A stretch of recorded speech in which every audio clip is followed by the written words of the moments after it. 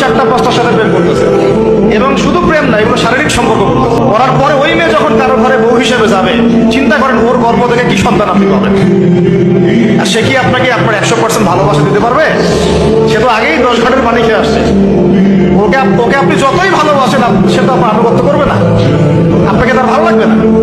আবার আপনিও যদি আল্লাহ না করুক বিভিন্ন জায়গায় ঘুরে ঘুরে আসেন, এই একটা নেককার মেয়ে পেলেও তো আপনার ভালো লাগছে। এক একটা মেয়ে, এক একটা ছেলে বিয়ে করার আগে মিনিমাম 4টা 5টার সাথে প্রেম করতেছে, এবং শুধু প্রেম না, এগুলো শারীরিক সম্পর্ক করতেছে। করার পরে ওই মেয়ে যখন কারো ঘরে বউ হিসেবে যাবে, চিন্তা করেন ওর গর্ভ থেকে কি সন্তান আপনি পাবেন। আর সে কি আপনাকে আপনার 100% ভালোবাসা দিতে পারবে? সে তো আগেই 10 ঘাটের পানি খেয়ে আসছে।